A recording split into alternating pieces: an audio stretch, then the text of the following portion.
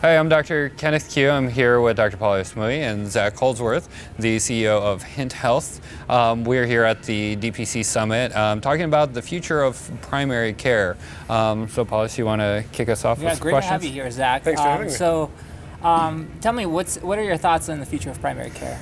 Yeah, that's a tough question to jump right into. All right, so I think that the way I tend to think about it is that kind of at a systemic level, if we don't transform primary care, the healthcare system is going to remain broken, right? So if we kind of keep that as an axiom, I think that the kind of incentive structures of today's kind of healthcare system and the insurance fee-for-service infrastructure and how most of the innovation we see sits on top of that, I don't think that it's going to be possible to make kind of large-scale step change improvements to healthcare unless we kind of figure out alternative approaches to paying for care and also just administering it at scale.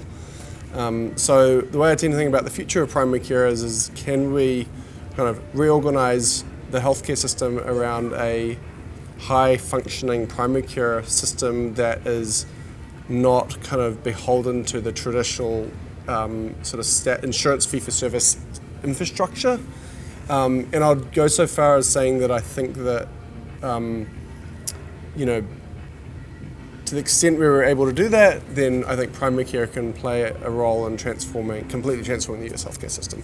This makes me think about what types of partnerships do you see emerging that maybe don't exist now, whether between physicians and technology or the pipeline and the landscape that we're trying to create.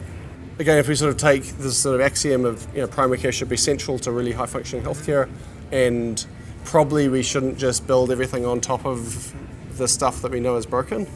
The way I tend to think about kind of partnerships is, obviously, if you fix primary care, what's the next thing, right? Fix all the referral pathways coming out of primary care, remove the perverse incentives, remove the kind of the stuff that's broken there as well. So the way I tend to think about that is if you can kind of carve out, if you can establish price transparent open networks that are not, not built on top of antiquated infrastructure, which in doing so, again, remove those incentives, remove the administrative bloat. And if you do so around a functioning primary care system, then that's where all the impact can happen, right? So the way I tend to think about technology and kind of, partnerships and just sort of integrating, kind of natively integrating more things with functioning primary care, then it starts to get really interesting. It's like, okay, well, what are the referral pathways to downstream care? Are we able to start pulling imaging, lab specialists, even like some potential, surgeries, and kind of putting that back in the referral pathways back in the control of the primary care doc, but without the perverse incentives of the existing system, then I think that's really interesting, right? And as it relates to technology, there's a lot we could cover there, but I think at a high level, if you think of sort of most of the technology innovation that's happened in the last few decades has been around how do we sort of optimize around either submitting claims essentially, or trying to sort of reverse engineer, essentially like, getting these doctors to do the steps needed to sort of meet various different quality scores, or to satisfy the requirements of a sort of a gain share deal or a risk-based deal. Most of the innovation has been around optimizing around stuff like that.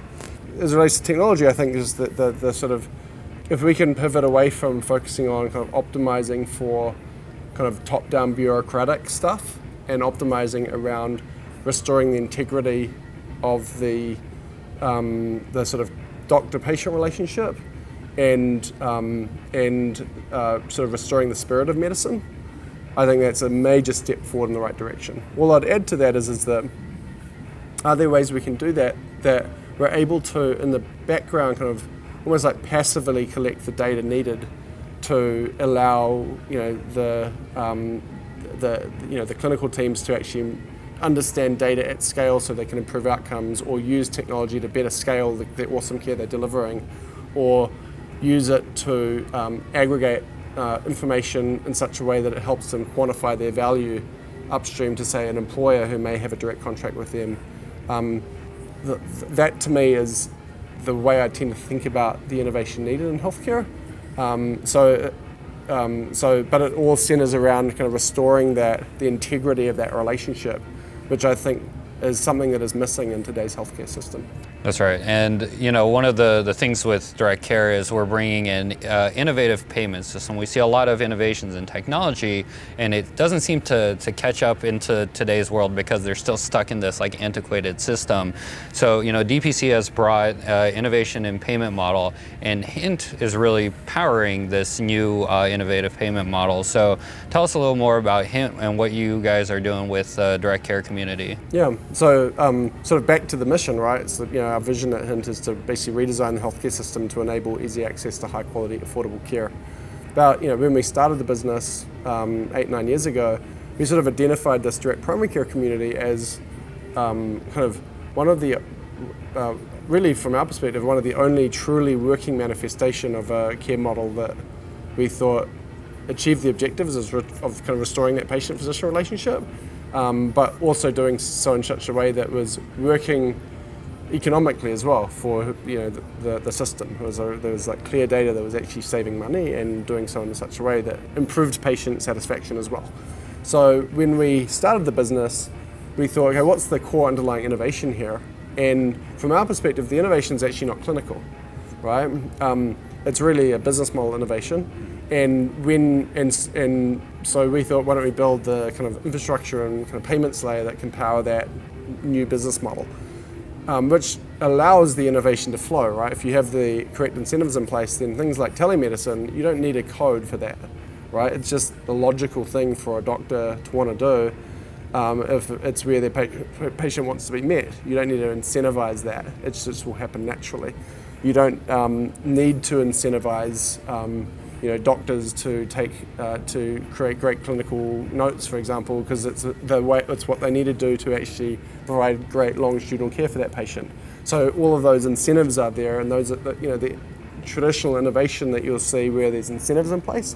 You don't need any of that. So that was kind of what really attracted us to one of the things that attracted us to the DPC community. So yeah, we essentially built the payments and billing and kind of operating system that powers the enrollment processes if you're doing an employer direct contract, membership management, payments, and then we have kind of APIs out to a bunch of other cool innovative companies that have really awesome clinical tools or communication tools or things like that. And it's kind of paying off for you, right? Because now after some years with the DPC community, you just completed a new round of funding. Yes. So do you want to tell us a little bit about that and what you plan to do with it? Yeah. Well, aside from throwing a really great Hint Summit party, which was really great. That's right. So we raised around. It was with a group called Banneker Partners and Frisk Christie Ventures, and we, I'd say the goals for the company haven't really changed a lot, right? We still have the same mission, we're still chasing the same vision, and our investors have strong alignment on that, and it's one of the reasons they invested with us.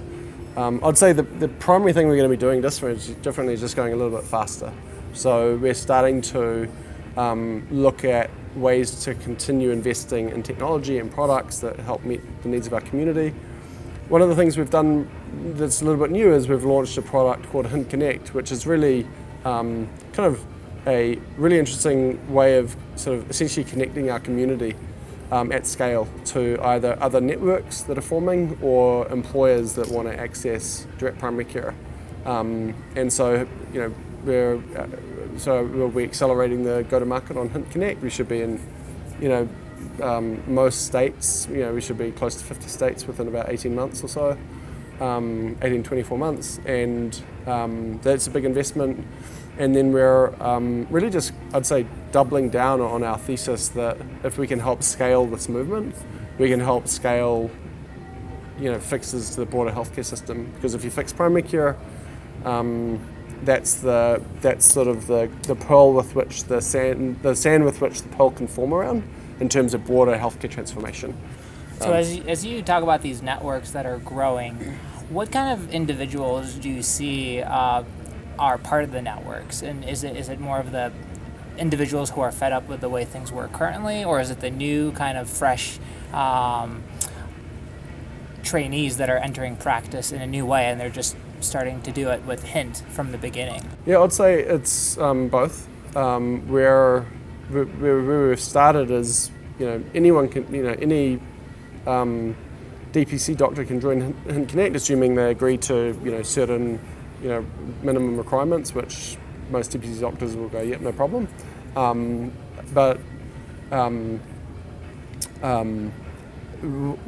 Although it's open to anyone, we've really started with our community of groups that are running on Hint, and so that's been a lot of more established practices. What's interesting actually about Hint Connect though is that often if you start to say look at a local employer, if they're just purely local, then it's not inconceivable for you just to manage that relationship directly. So you could have, if they've got a few hundred employees and you've got capacity across a couple of clinics, you could just serve that employer.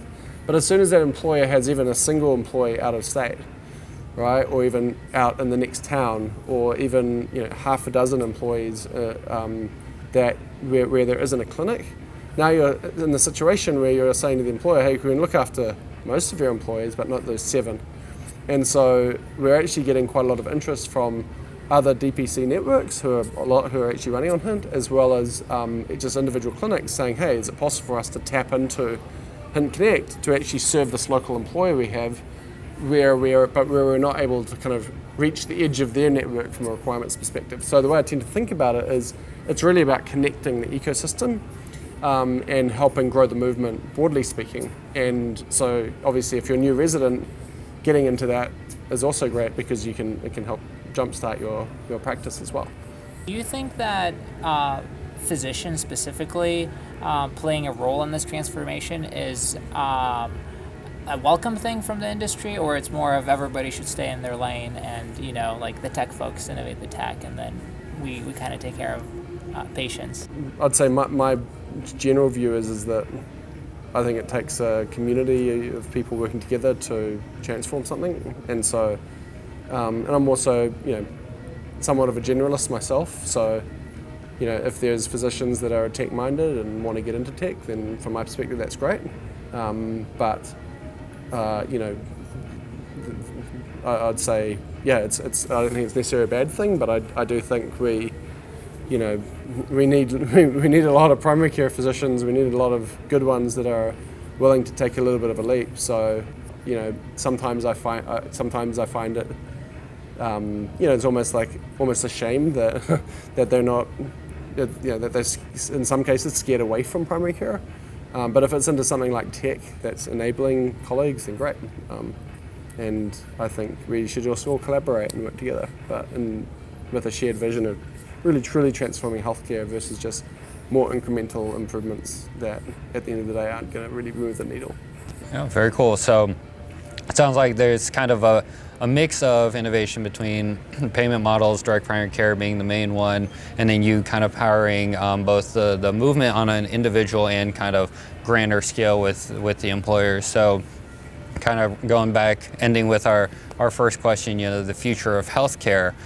If you could sum it all up into maybe one sentence with all of that, what would you say, 10 years down the line, primary care is?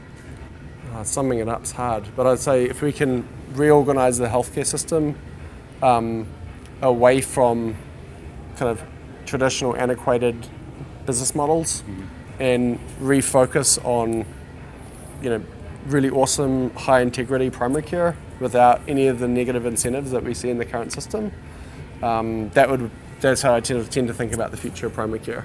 So, and I think it can play a transformational role in scaling great healthcare across all dimensions of healthcare. What I will just finish is I don't think insurance is bad. I just don't think it should be used to pay for 60, 70, 80% of care in the healthcare system. I think we should reorganize the system around price transparent open networks and have insurance be used for unpredictable catastrophic risks, which is really what insurance is designed for. Yeah, that's right. All right, very cool. Well, Zach, thanks so much for joining us, answering our questions. Great getting to hear about Hint and what you guys are doing, and really looking forward to seeing what else you guys have coming for us. Yeah, no, my pleasure. Thanks for having me. Yeah, absolutely. Thank you. I'm Dr. Kenneth Q with X Primary Care. And I'm Dr. Paulius. I'm Zak Holdsworth with Hint Health.